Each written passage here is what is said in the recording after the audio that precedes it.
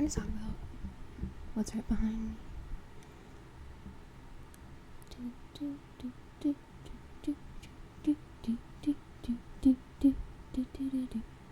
Fight Club.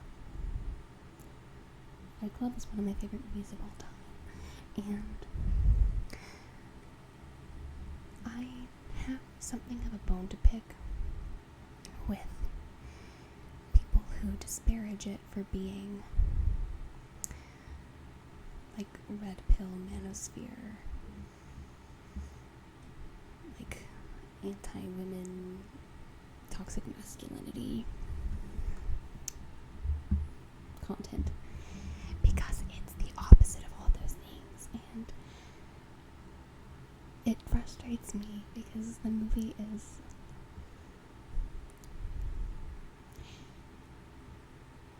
it's like, okay, so you didn't get the message of the movie, like you didn't understand the movie.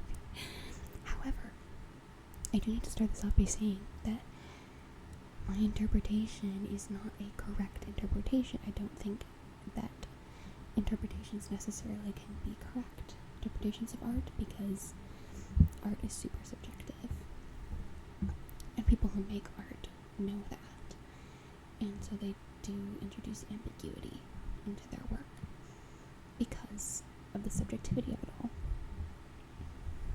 And funny enough, I don't think Fight Club is very ambiguous at all. I think it's actually very obvious with what it's trying to say. Not in a bad way. This movie is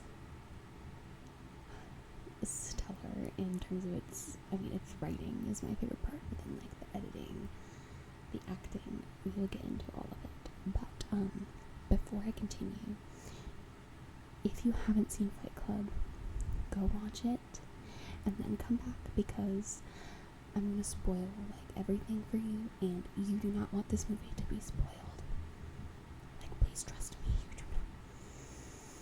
The first time I saw this movie, I wish I could see it for the first time again. So, also, normally, I don't prepare for my videos, like in my Spider-Man video. It was just all, like, from memory, like, any quotes I had, any references to any scenes or anything, because I see Spider-Man 2, like, 14 billion times, and I've seen the other Spider-Man movies and the other Marvel movies a lot as well. But Fight Club, I've only seen it twice, and then I rewatched it again for making this video, and I took notes. So this is like a semi-prepared video. I have notes on my computer, which is right next to the camera. So here we go. What is Fight Club? Well, we open up on a man. He's about 30 years old, and he's sitting in a chair, and he has a Glock right here, and it's being held up to him by somebody else. And who is this man in the chair? It's Edward Norton. And who is the man holding the Glock? Well, it's Brad Pitt. We automatically get a power dynamic from this scene, from the statures of the two men in this scene. One of them is sitting down in a very vulnerable position with a gun in his mouth, and the other one is standing up over him holding that gun. Also, I haven't done YouTube for a while, so like I haven't done it for like a long time. Like, I don't know what's gonna get me demonetized or anything like that, so I might try to censor myself sometimes, but I don't want to over censor myself, because that just like makes the video doesn't make it work as well, so we will see. Anyways, just a little disclaimer. By the way, this whole opening scene comes after an incredibly like early 2000s Marvel opening credits thing, where it's like wires and like in something like Spider-Man 2, Spider-Man 1, or like X-Men 1 and 2, like it's like veins, synapses, stuff like that. Like, it's so nostalgic. So let me go to the first part of my notes here real quick.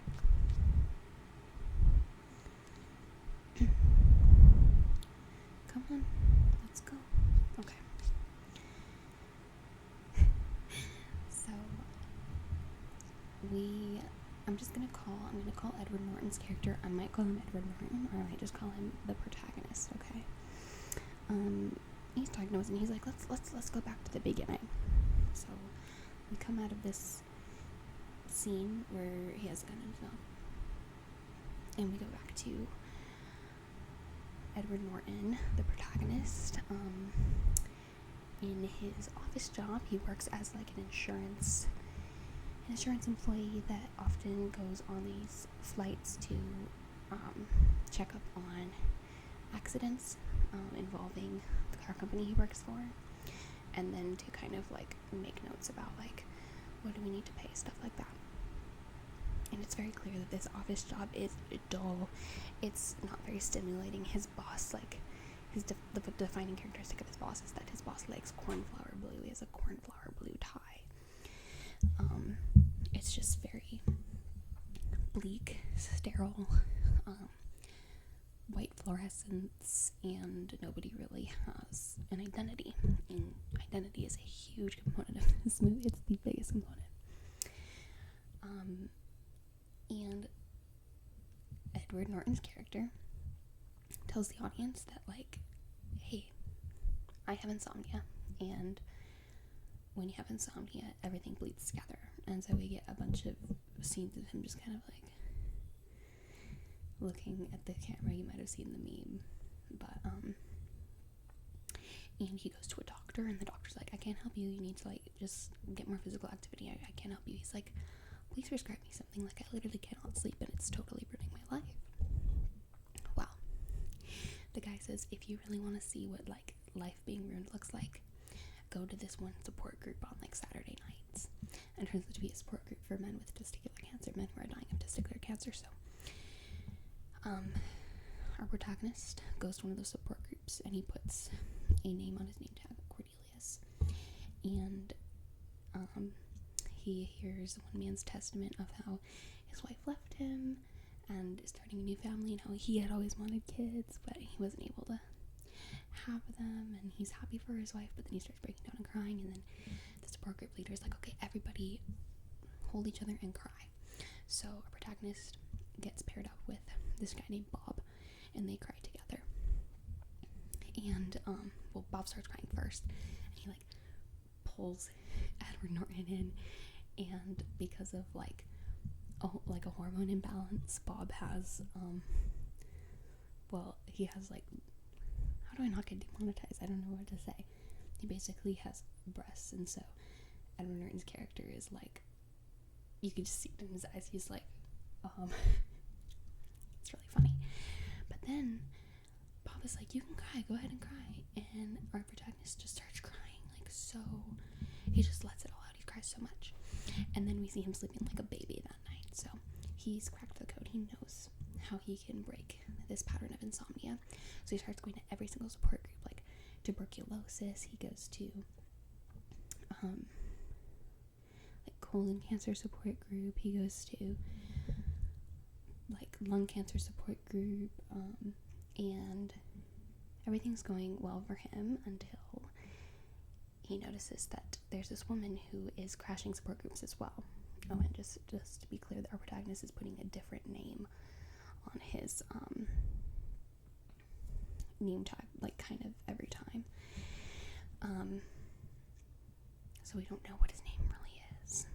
Anyways, so like Rupert Cornelius. So he's like, this woman she's throwing me off my groove, because he's seeing her in all these support groups, and she actually eventually comes to the testicular cancer support group, which is obviously supposed to be for men. And so he knows that she's a faker, and he's like, I'm onto you. She's like, well, yeah, like, you come to all these support groups too, so like, why are you mad at me for doing it? And he's like, because I can't release myself with another faker present. He finds out that her name is Marla Singer. She gives him his phone number, and they decide, okay, we're gonna split up the support groups. I'm gonna do half during the week, and you're gonna do half during the week. Okay, so we get that. In this first part of the film, there are a couple things I want to emphasize that I wrote down. So first of all, the protagonist's home is very important to him. He talks about how he looks for the kind of dining set that defines him as a person, and that like one of the things that he does like automatically almost is like look at the IKEA catalog and buy furniture, dining set, stuff like that. And we get this awesome kind of like scene where we like an empty apartment is populated with dining set, like furniture, and we see like the catalog name for each item pop up along with each item. And it's such a funny movie, guys. Like the way Edward Norton talks, what kind of dining set defines me as a person? It's just so, you just really get a sense that his life is really, really boring, and he searches for purpose in the IKEA catalog.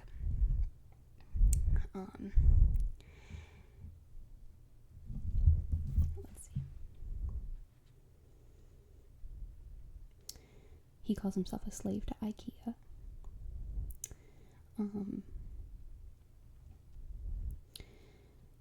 Okay, so one of the things in the support group is that the leader of the testicular cancer support group says, we give each other strength, and I want you to just keep that in mind. Okay, so let's kind of go on.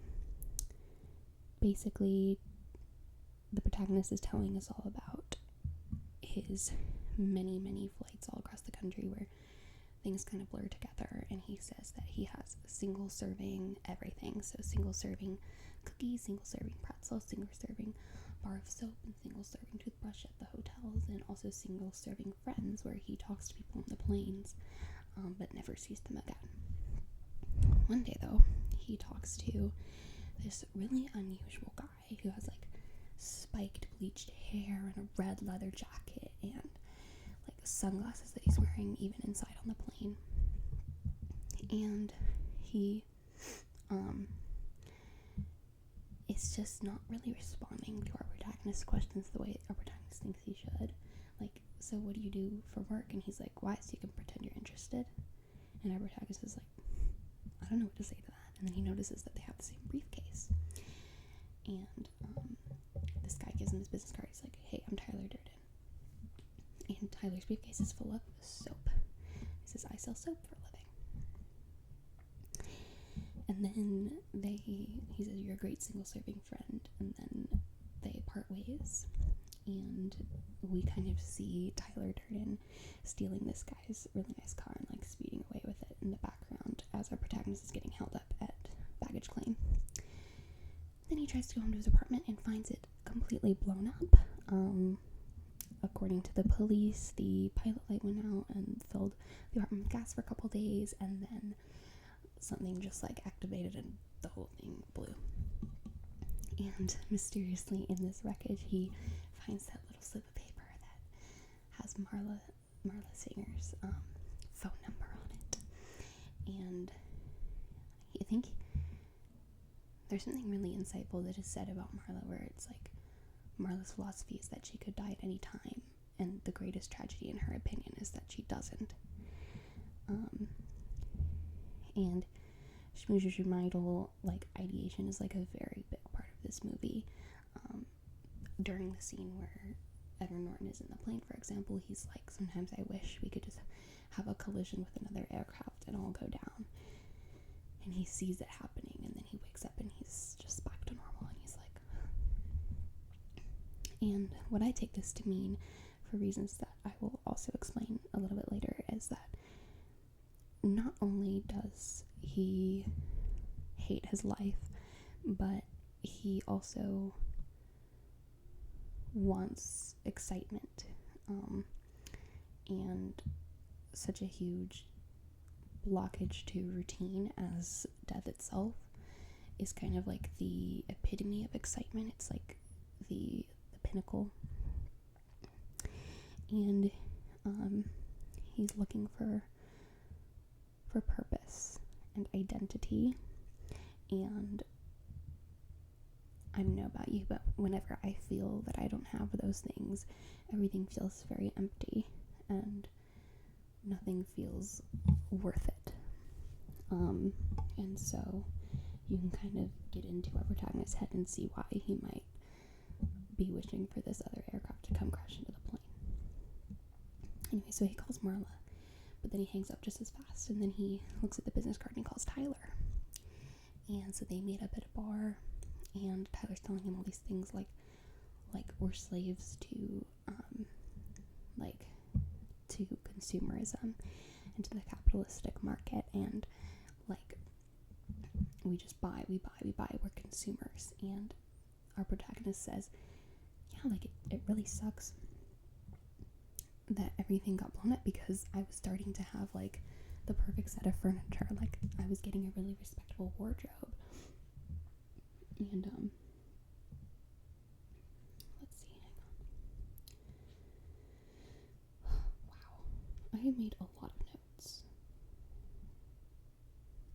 like a lot of notes. So Tyler says we are consumers, byproducts of a lifestyle obsession. And he also says murder and violent crime don't concern me. What concerns me are magazines. I say let's never be complete. Let's evolve. And I wrote down the things you own, and no, he said the things you own end up owning you. For some of the things I put quotation marks, and for some of the things I just wrote them, so I'm gonna have to remember what's a quote and what's not.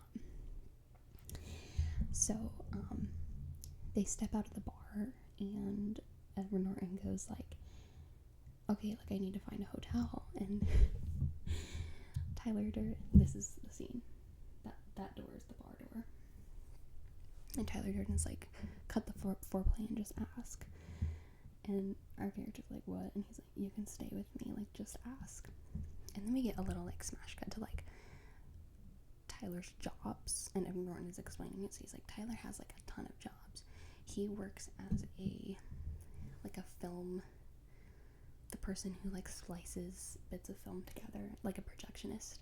He works as a waiter, and he makes soap. And as a projectionist, he splices little tiny like single frame scenes from Corn on the Cob, you know what I'm talking about, into like children's movies and family movies.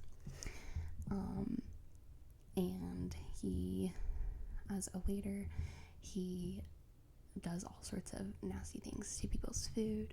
And as a soap maker, he actually gets the fat for the soap from liposuction clinics.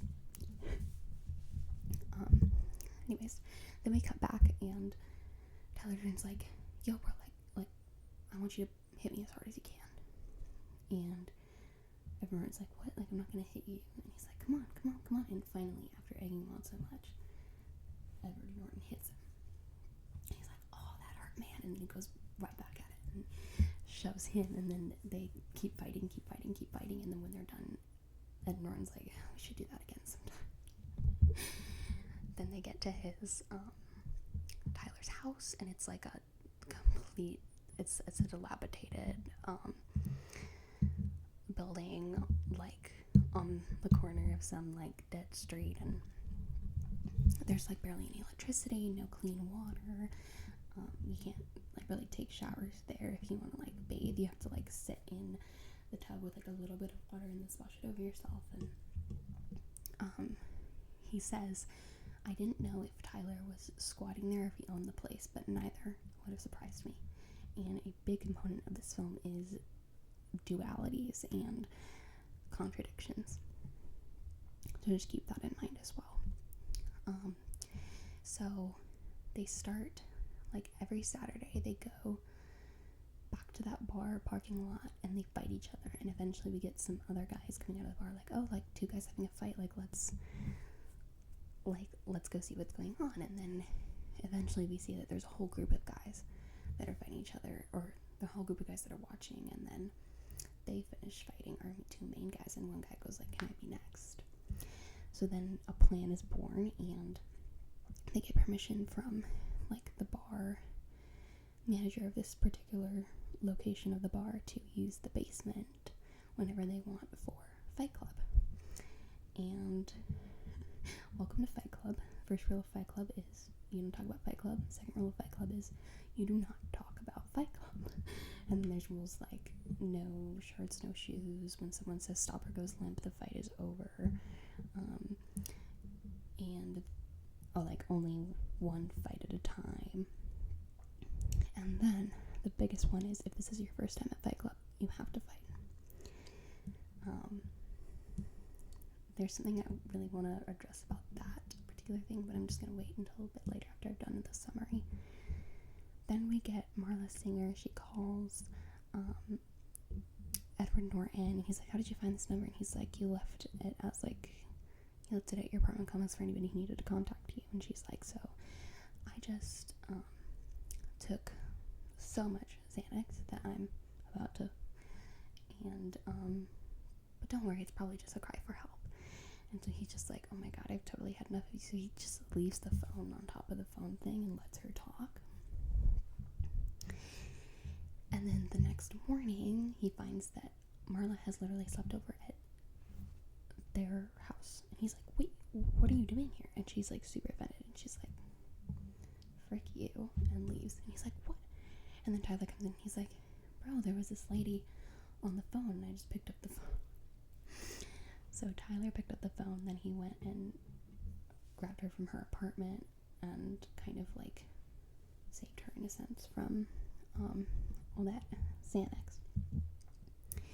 And one thing Marla says to the police officers as they're going by, and the police officers are knocking on the door, like, please open up, like, you have every reason to live, like, let us help you. And she got out of the apartment, so she's hurrying this way with Tyler. She's calling after them, like, she's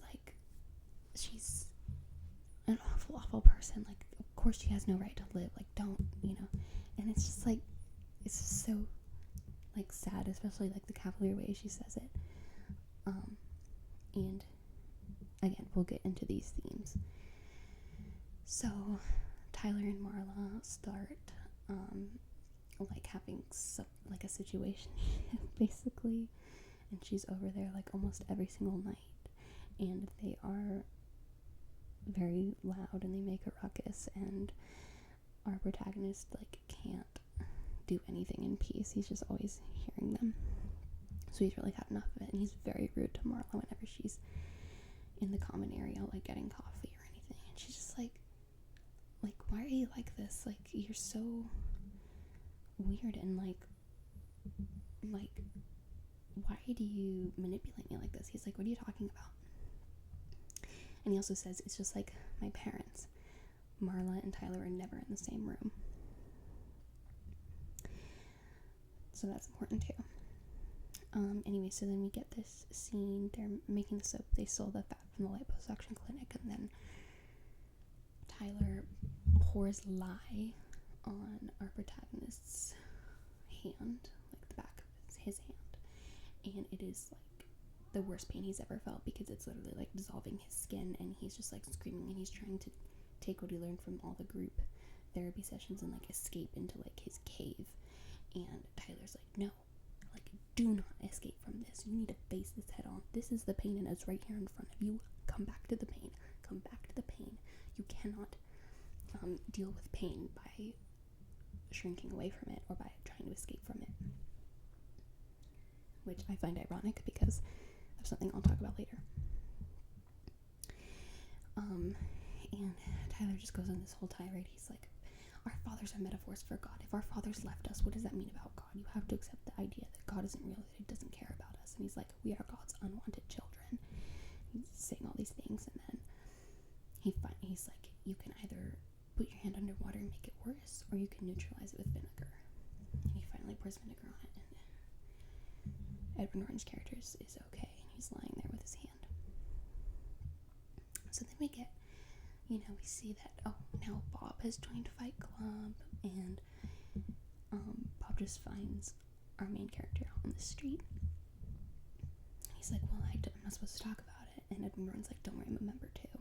And Bob's like, did you hear about the leader? He's so fierce and wonderful, and he's just praising this leader. And Edward Norton's like, you need me, because I totally founded this club. And Bob is like, Tyler Durden. And the protagonist is just like, okay, no mention of me, because it's obviously Tyler, because Tyler's the one who wears the red leather jacket and has the spiked hair, and Tyler's the one who read out the rules for Fight Club and stuff like that. And then we basically get this sequence where, like, Edward Norton's coming into work, and every day he looks worse and worse, more and more beat up. And he starts smoking at work, and Tyler smokes, but up until this point, our protagonist has not smoked. And his boss is like, you can't smoke in here. And eventually, the protagonist goes into his boss's office and says, like, I need to talk to you. He's like, okay. He puts down the phone, and he's like, so basically, I know about, like, how this car company is, like, literally so dangerous, and you're gonna pay me a normal salary with benefits and everything, and my job is just to not tell anybody what I know. And he says, and I can work from home. This is a job I can do from home. And it's so funny. And I mean, I was just like, who do you think you are? But then Edward Norton starts hitting himself and punching himself and, like, throwing himself onto, like, the coffee table, and, like, Edward Norton's body acting is perfect. Oh my god, it's so funny. It's like punching, and then he's like, oh, stop, like, please stop. And then he, like, crawls over and he's like, please, sir, stop. And then security comes in and sees this, and so the implicit deal is made where he is going to get paid, and that's how they fund Fight Club. And that's the only way Edward Norton is like, I won't press charges on you for beating me up, even though he beat himself up. And he says during that scene, he says, for some reason I thought of my very first fight with Tyler. That's important too. So then we start getting people showing up at the house on Paper Street is what it's called. And Tyler is, like, berating them, and he's like, he tells Edward Norton, if they're young, tell them they're too young. If they're old, tell them they're too old. Like, tell them all these things, why they can't come in. If they stay out there for 3 days with no food or encouragement, then you can let them in. So they do this to a lot of people, and then eventually the whole place is just filled with guys that are, like, shaving their heads, and they're outside, like, digging their own graves. And Tyler has a megaphone. And he's saying, you are not unique, you are not special, you are not a special little snowflake, we are all the same decaying matter, we are all the same, we're a collective basically, and everybody's just doing what they're told and not speaking or anything.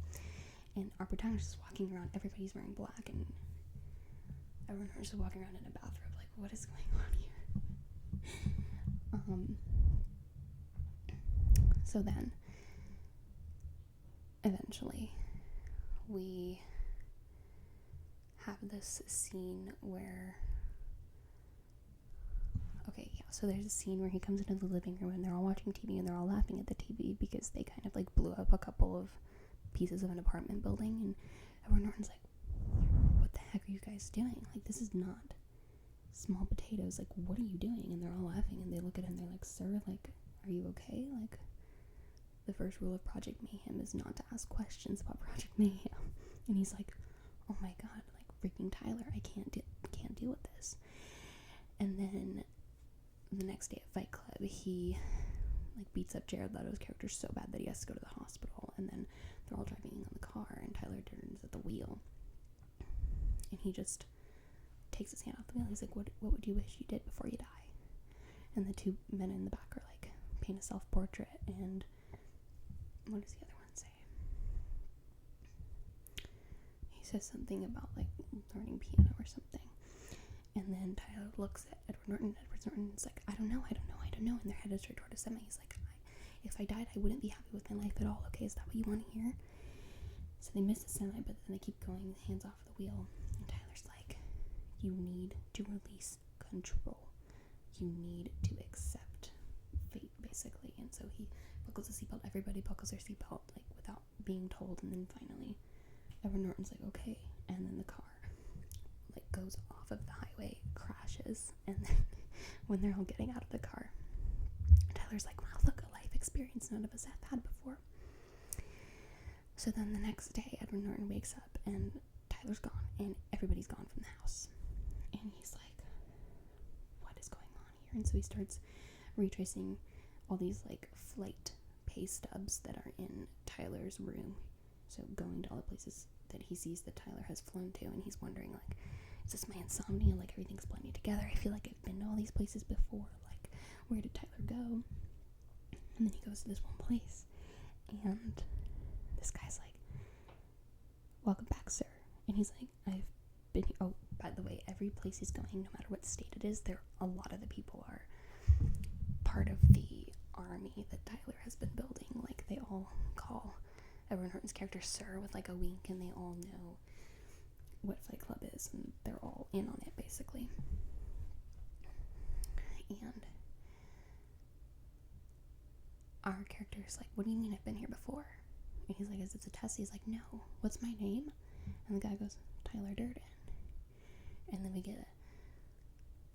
And then he goes back to his hotel room, and he calls Marla, and he's like, Marla, like, have we, like, been together? And Marla's like, what kind of stupid question is that? And he's like, just answer it. And she's like, well, yeah, obviously, like, all the time. And he's like, what's my name? Say my name. And she's like, Tyler Durden, Tyler Durden. So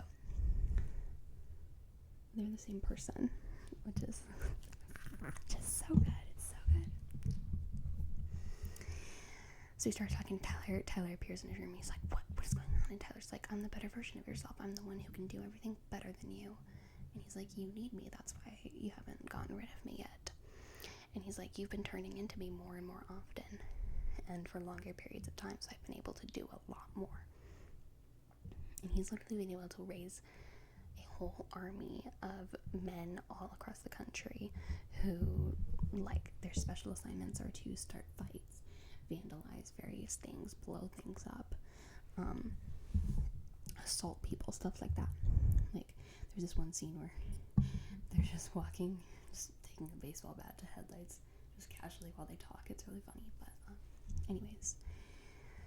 So then Tyler Durden, our Edward Norton version, is like, oh my god, like, what have I done? So he goes back home, and he sees all these plans to blow up a ton of credit card company buildings, and he's trying to call the buildings, be like, guys, something terrible's gonna happen. But every single person he calls is like, it's okay, sir, we got it under control. So, like, everybody's part of Fight Club.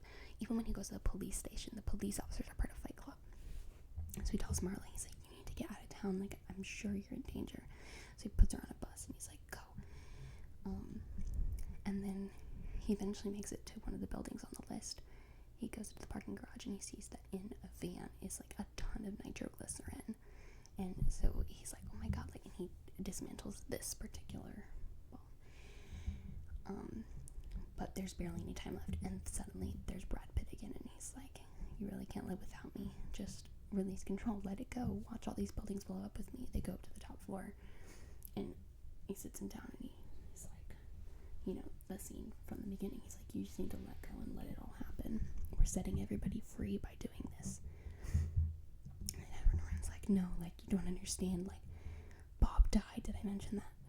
Bob died during one of the random acts of vandalism. Bob ended up dying, so it makes it really serious. He's like, I don't think you understand. And so he's like, I need to get rid of you. And Brad Pitt's character's like, what? You can't do that. You need me. So he takes the thing, and she's like, this part off, so he doesn't, like, actually, like, lethally hurt himself, but he shoots this part off, and then we see that Brad Pitt's character has been right here, and he falls down, and he's gone. So suddenly, the real Tyler Durden is free, and he looks down, and he sees that a ton of men have brought Marla Singer off that bus, and they're bringing him to him, and he's like, oh my god, apparently I told them to kidnap her and bring her to me, and so when they all come up, he's like, just leave her with me, you guys need to go. And so they go, but they're kind of like, and Marla's like, what the heck? But then she goes up to him, and she's like, what happened to your face? And she's like touching his face, and all the guys are like, what? And then the elevator door closes, and then it's just those two there, and then everything blows up, and we get the classic Fight Club song, and he's like, everything's gonna be okay, Marla, you met me at a very interesting time of my life. And then the movie ends. Okay. So, I like to talk very fast. I'm sorry about that. Hazing. If this is your first time at Fight Club, you have to fight. The men standing outside for 3 days, only after they stood outside for 3 days can they enter. It's hazing. And then a lot of people refer to Tyler as like this. Tyler is all-knowing. And even the metaphor for, like, our fathers are metaphors for God. If our fathers left us, what does that tell you about God? Leads me to be thinking about God and to be thinking about who else is a metaphor for God in this. And there's somebody with a booming voice over a megaphone telling everybody who they are, what their identities are, how they should work together to basically take down modern society. Tyler is God to these men who are in pain. They feel like they have no purpose in life. There's a line that goes like, we are all slaves to the white collar. We guard these people, we make food for them, we collect their garbage for them, and what do we get? We get a life that we were never promised. As boys, we were all promised that we would be movie stars, heroes, and suddenly that dream was taken away from us. So how does that make you feel? And everybody's like, and eventually it becomes a domestic terrorism club. It's a cult. We have an all-knowing, godlike leader. We have these sayings that are chanted, and even when Tyler's not in the room, the subordinates are saying the same things. You are not unique. You are the same decaying matter as all of us. Like, people are taking on these roles, like, lower and lower and lower in the ranks, I guess. And we do get a scene where, he's walking through and everybody's berating each other and telling each other these words of Tyler Durden's. And one guy's like, you can't smoke in here. And it just reminded me of how Edward Norton's manager said, you can't smoke in here. Because even though this group of men thinks that they are being set free, and those words are used a lot, set free, setting you free, we are being set free, it is still all about control. There is one person who has created this whole thing. Everybody calls him Sir.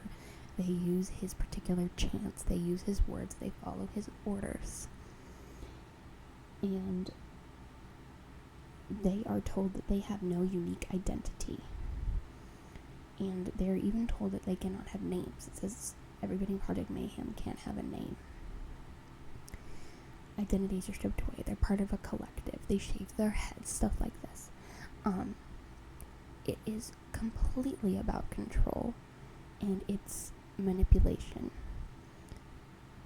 It's abusive language, telling these people who are hurting in their lives that they can fix all of their problems. You can fix all your problems by joining me. Join my group. Join my support group, and we'll help you out. So again, we harken back to the support groups, and we see that this is a support group in a sense for men who are in pain in their lives because they feel like they don't have purpose. Just like Edward Norton's character doesn't feel like he has purpose, from the beginning. They work jobs that they hate. A lot of them have fathers that left them. Society looks down on them because they do work that is inferior to the white collar. And Tyler's message is, come with me and you'll be saved. You will find salvation through my teachings. You are no longer you. You are part of me. And so that's why I think it's very much a cult. And what is the basis of a cult? Control. And it's ironic because Tyler's preaching, you need to let go. You need to let go of control. Control is what you think you have. You need to forget everything you think you know. He says those words exactly. He says, what, do you want me to put more things in your action items list? He says that to Edward Norton, like mocking him. But as much as he either pretends or genuinely believes that he hates control, he is controlling men across the country and has created an organized, well-oiled machine for domestic terrorism. And what's the end goal? To control the ways of the whole country. So not only are controlling all these men, but the end goal is to alter the structure of society and to control society. The whole idea of Project Mayhem is like mayhem, chaos, anarchy, basically. But it's just another version of control dressed up in wackier clothing. And it was really like almost difficult for me to see the way these young men were getting pulled in, because I have a brother who's 16 years old and he is my entire world, and he has opened up to me about the struggles he faces, like, and the problem is that I know that there are people out there who want to control those struggles. People like Andrew Tate, for example. The manosphere is so ready to clamp down on the necks of these boys and young men, because everybody struggles in life, and they have targeted a specific group of people that they think are more susceptible to their messaging, which is young boys and men.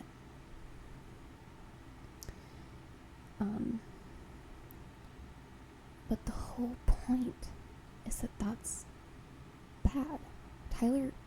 Brad Pitt is the version of him that is bad. He's the bad half. He needs to be exterminated, which is what happens. When people say that Fight Club is red pill manosphere stuff, I'm like, did you see the ending?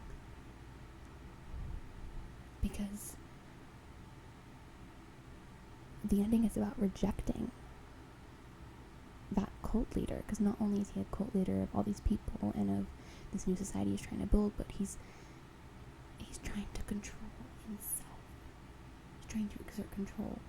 And when Norton puts that down here and he's like, I'm going to do away with you, Brad Pitt is like, no, like, wait, we can come to an agreement. He's an abuser. He's trying to control everything. He tells him that, he's like, you're worthless without me. Look how far we've come because of me. You need me. Those are words that an abuser uses. And it's all about control. But Norton rebels against that. He does away with this part of himself. And then he, for the first time, holds hands with Marla and is like affectionate to her in a way that's not purely sexual. And all the men that are leaving, going down the elevator, like, they're looking at them touching each other, her offering him affection, like, what happened to your face? They're looking at it with disgust. And the lesson to be learned here is not that affection or having women in your life or being vulnerable or doing away with the Brad Pitt version of yourself is bad or weak. Is that is the stronger thing to do. And that it's sad that these other men have been so brainwashed that they think the exact opposite.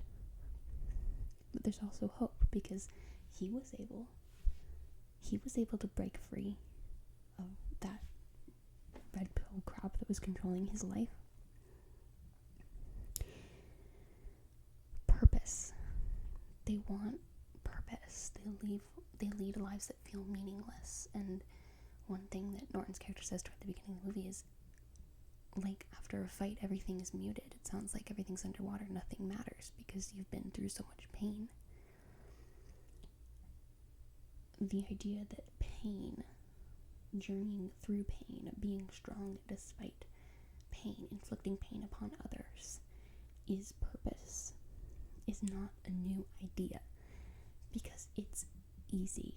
It is easy to use pain to control people. People have been doing it forever. Regular classroom bullies.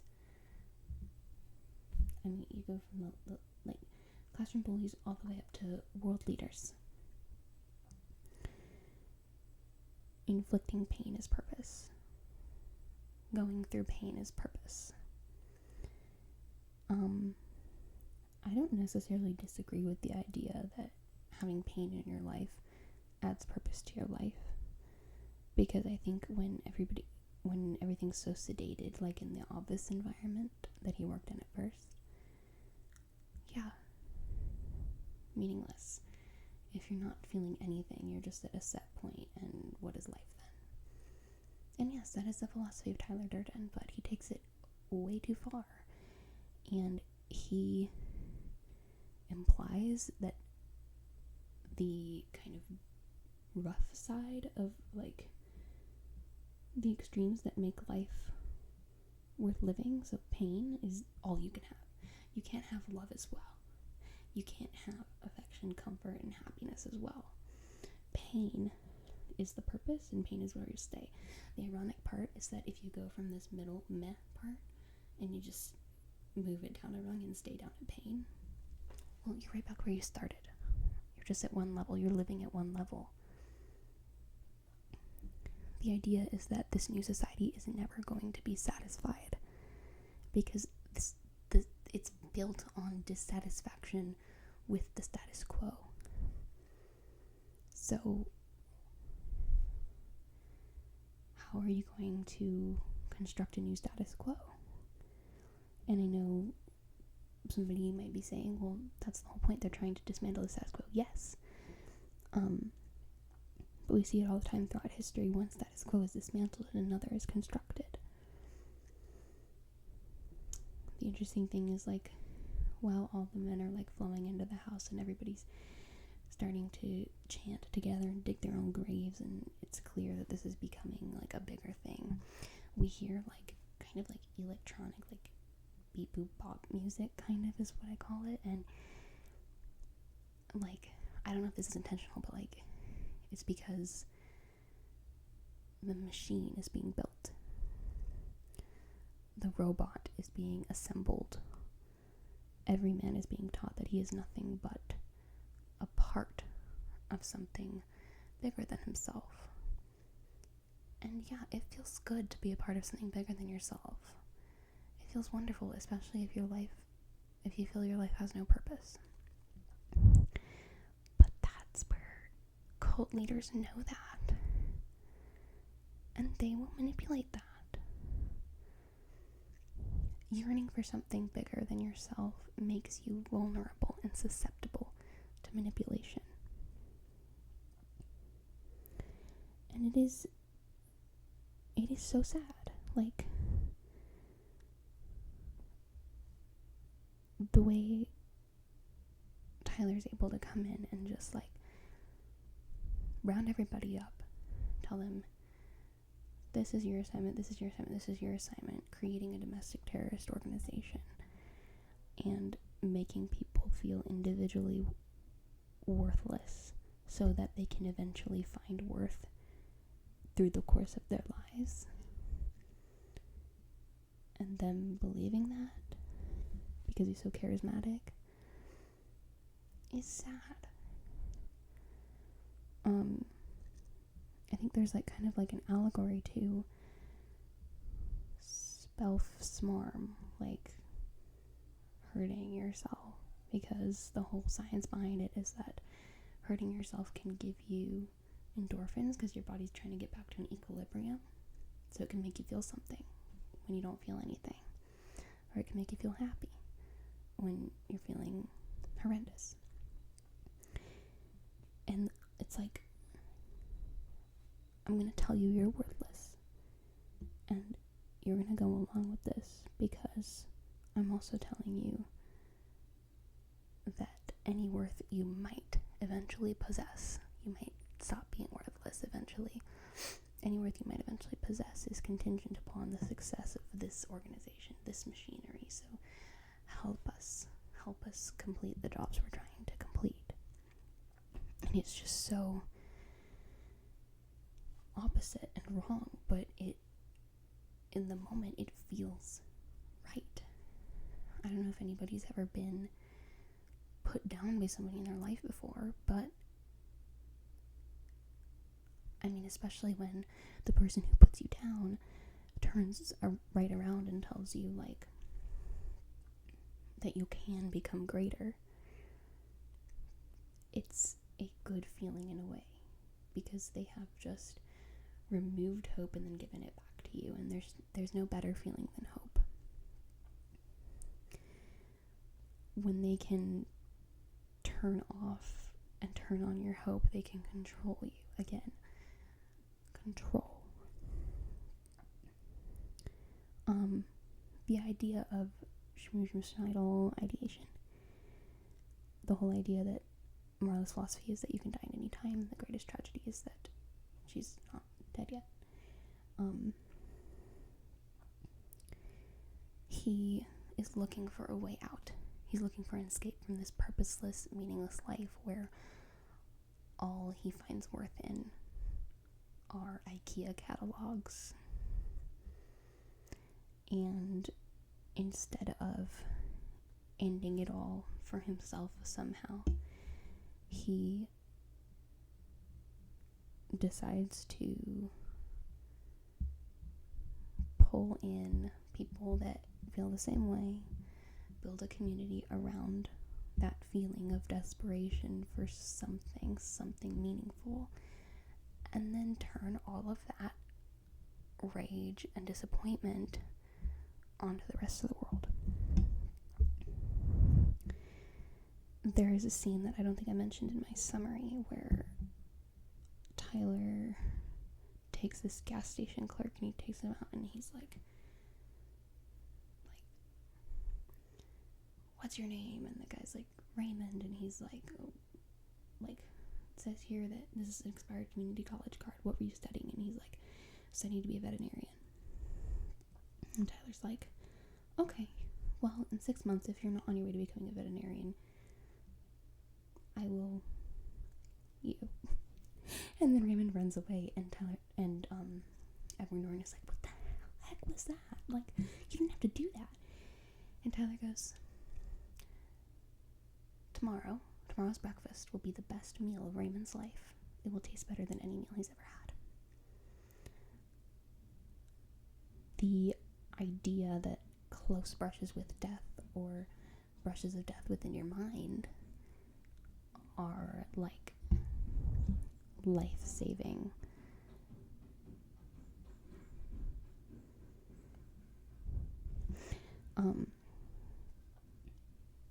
Because without the knowledge that, like, you are mortal and that you have things you'd like to complete in your life and you shouldn't waste any time, without that knowledge, your life could be a status quo.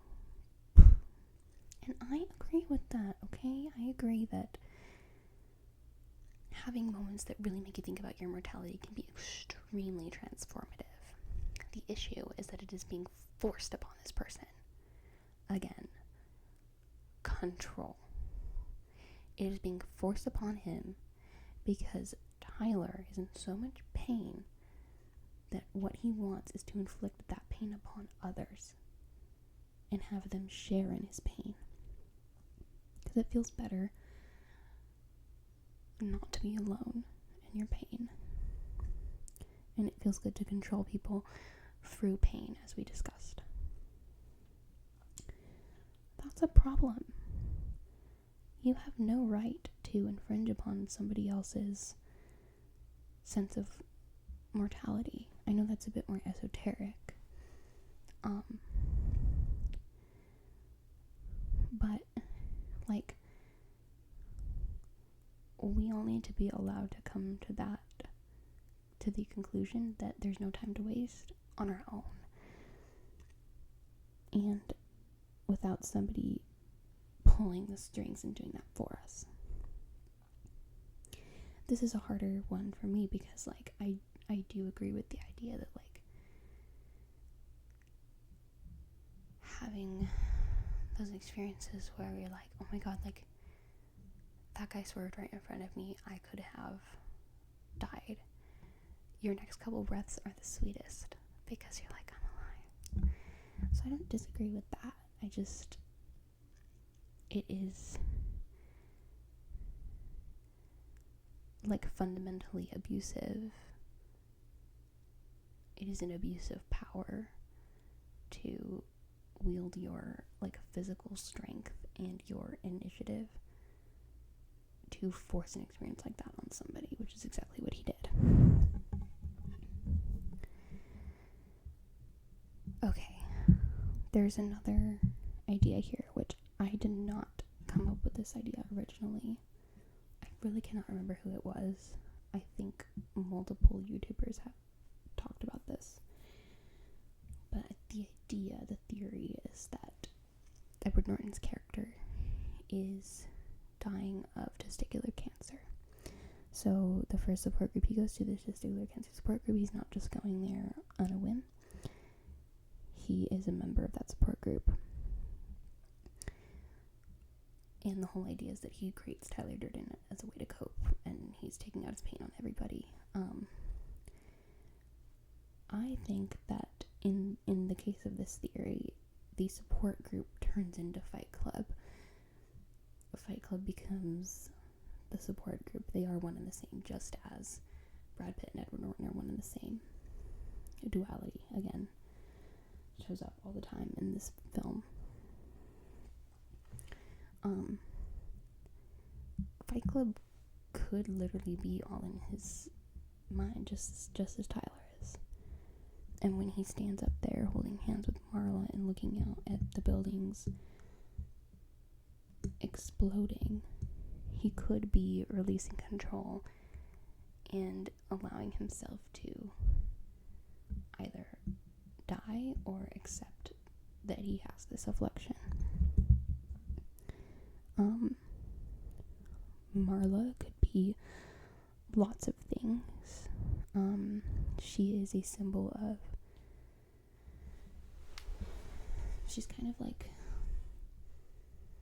something that's put in his life so that he could eventually take accountability, because he treats her horribly because he's always switching between these two people. So he'll be super mean and then he'll be super nice, and it's just, as somebody who was just in a really long situationship,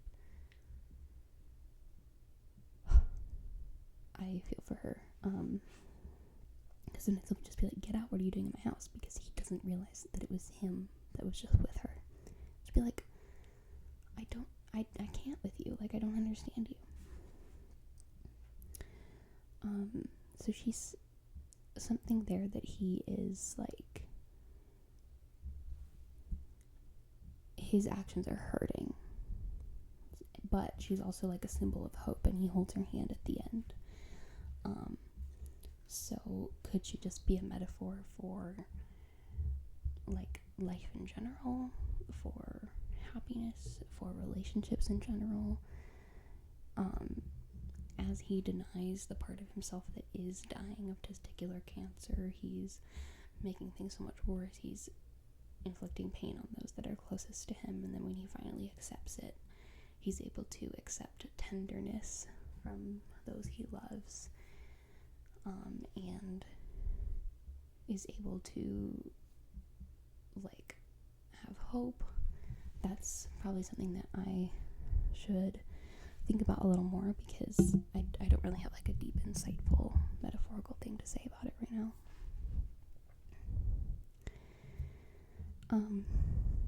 Women. So one line that Tyler says, like, Brad Pitt Tyler, he's like, we are a generation of boys raised by women. I don't think what we need is another woman in our lives. And that's, like, a total, like, Red Pill Manosphere thing. But then Tyler, or this version of Tyler, is gone, and he holds hands with Marla, and she stands beside him, and he says it's going to be okay. I don't think this movie was really trying to make, like, a statement on, like, you should appreciate the women in your life. I think the statements this movie makes are many, and that it wasn't, like, trying to say that, but it was pointing out a symptom of this whole idea that we should not be vulnerable. We should not be individual people. We can't have identities. We are part of a whole. Notice that identity is a huge part of their duality. Like, you are not unique, you're not special, like, we are part of a whole. We can't have identity. We can't show vulnerability. We are men. And we deserve to show the world that we can have power over it. We deserve to use our aggression to do that.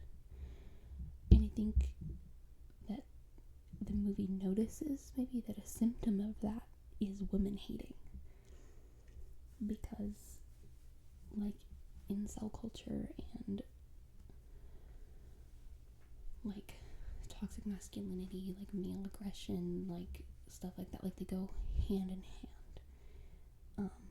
Blaming women for very real pain in your life is easy. It's easy to blame a whole subset of the population for whatever, So I think we recognize that that's, like, a symptom of the larger issue, and, like,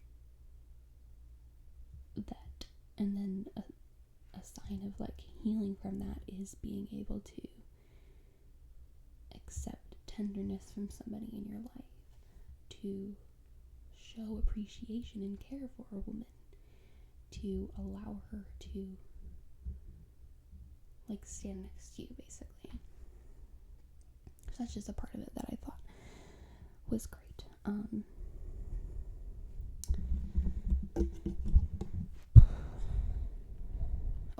But you know what the other thing is like, I say that these men aren't allowed to show vulnerability, but the whole point of Fight Club is to get beat up so badly that you go limp. So these men are really being really vulnerable with each other every time they fight. But it's like they're in community with pain. One person's inflicting pain, one person's experiencing pain. The pain connects them. They're in this pain harmony thing. And that's how they're able to be vulnerable. And that's why this takes the place of the support group. Whether or not you believe in the testicular cancer theory, this takes the place of the support group for him. Because in the support group, crying and being vulnerable was how he was able to sleep and get rid of his insomnia. But now fighting and being vulnerable in that way is how he's able to get rid of his insomnia. And then the message is that this, like, trying to channel, like, this very necessary vulnerability through violence might actually not be the answer. Like, we thought it was for a bit. Everything was good and dandy when Fight Club was starting. But now people are dying and things are a bit more serious. And so, like, where is the equilibrium? Is the answer to, like, cry your eyes out every Saturday night in the support group? Is that the only way to get rid of your insomnia? Not necessarily. Is the answer to only be vulnerable in a violent context? Not necessarily. Maybe the answer could be finding that community, channeling that vulnerability with, like, somebody in a non-violent but somewhat restrained way, like a relationship. Again, not necessarily the message, but just something that came to my head. And that doesn't have to be a relationship with a woman. That can be a relationship with a bro that is not him.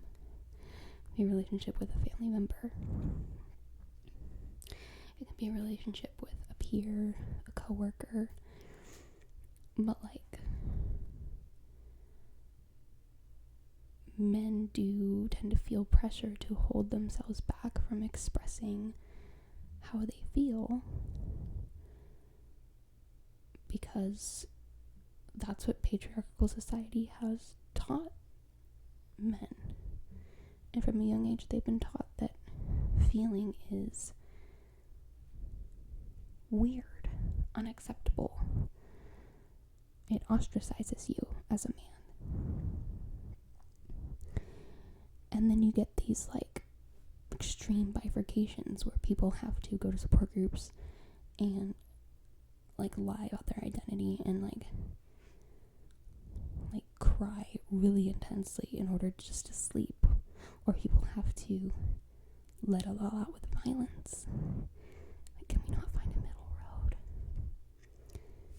And I'm not saying that crying in a support group is bad. Like, everybody should be crying more often. Crying is a great release, but it doesn't have to all come out in one outburst.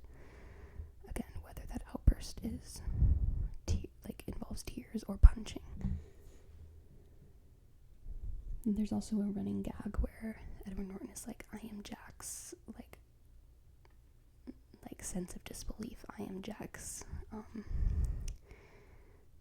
expectation or something, because he reads this little pamphlet that's in the Paper Street house that's like, look at this, like, Tyler, this is an article written from the perspective of somebody's internal organ. I am Jack's heart. I am Jack's colon.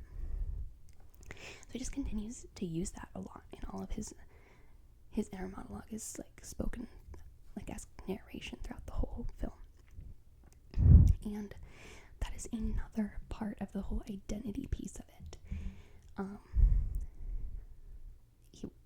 Right now he's removing himself from himself by 2 degrees. He's not just Jack, he's Jack's something that belongs to Jack. So it's just another way for you to tell and pick up on the fact that he has issues with identity.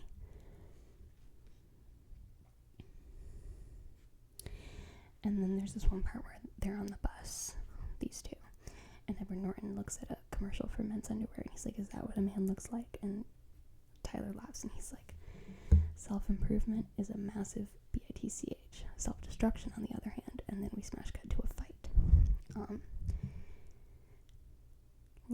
The movie is aware that all this violence is destructive. The movie is aware that going down this path is destructive. The movie's not telling people to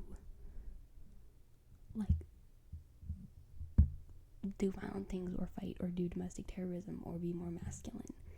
And I really hate it. People say that this movie is like a hyper masculine evil film or something, because it's not.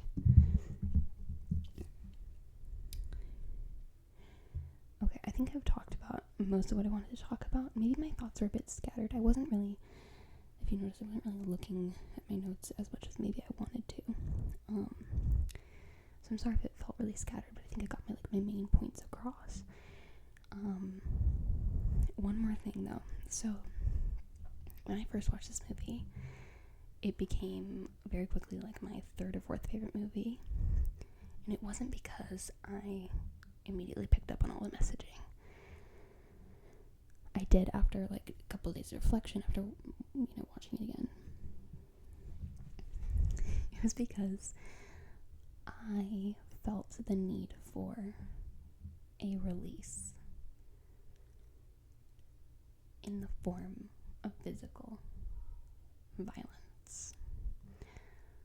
I was Tyler Durden, and so I can imagine that some people who maybe need that too could take the wrong message from this film. because when I watched it the first time, I was like, basically the only thing I was doing was having fun with the idea of being in a fight club, because that's cool, and I have really bad anxiety, so a lot of the time I want the voice in my head to shut off, and the movie is like, you can do that through pain, and this is a very attractive prospect to me. I don't think I would ever blame a young man for watching this film and thinking that it was encouraging him to be violent in order to channel his emotions and vulnerability, because I know how that feels, and I'm not a man. I would, however, blame somebody for watching it twice or spending some time thinking about it and still feeling that way, because, and no, I'm not somebody who thinks violence is the answer, but it was fun to indulge in a fantasy for 2.5 hours while watching Fight Club for the first time. When I was a kid, my cousins and I, we used to do this thing where we would go in the garage and set up, like, stack as many, like, pails and skateboards and trikes and, like, wooden planks and just anything we could find on top of each other. And then we would go on a bike, and we'd go as far down the road as we could, and then we'd speed as fast as possible toward this barricade, basically, and crash into it. And the goal was to crash into it so hard that you fell off your bike and got an injury, visible injury or something. And I loved it so much, and I felt so cool. And it felt exciting, and it felt adventurous, and I am somebody who despises routine. I need adventure in almost every aspect of my life. I get really, really empty feeling a lot of the time. And immediate physical pain is a method of disrupting routine. So I don't know, it's just like, don't think I'm psychotic. You know, this girl watching Fight Club with wide eyes being like, I wish I could do that. The aftertaste of the movie is much more grounding, and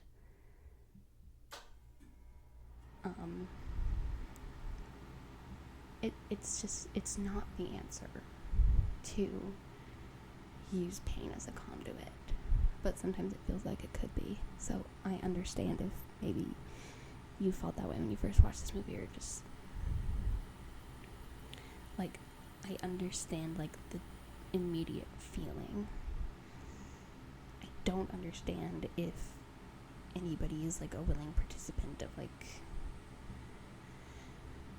the manosphere or anything like that. Like, if anybody's a woman hater or blames all the problems in the world on women, or thinks that like peak masculinity is like a complete and total lack of vulnerability or a complete and total expression of violence, like, that's really, really, really hurtful to so many people, including yourself. What did Tyler Durden say about Fight Club? It's self-destructive. But anyways, I hope you guys enjoyed this video. Hopefully this was enough like soft-spoken to give you guys tingles if you do have ASMR. If you're just here for the movie review, don't worry, I have more coming up. And please like and subscribe. It really helps me out. And I will see you guys in the next one. I definitely want to hear your guys' thoughts. Like, what did you first think when you saw Fight Club? Did your perspective change when you thought about it a bit or rewatched it? Do you think it's actually promoting toxic masculinity? Do you think I missed something in my analysis? I would love to hear your guys' thoughts. Okay, I'm gonna go do leg day, which I'm not looking forward to. Is there anything else I can say so I don't have to do that?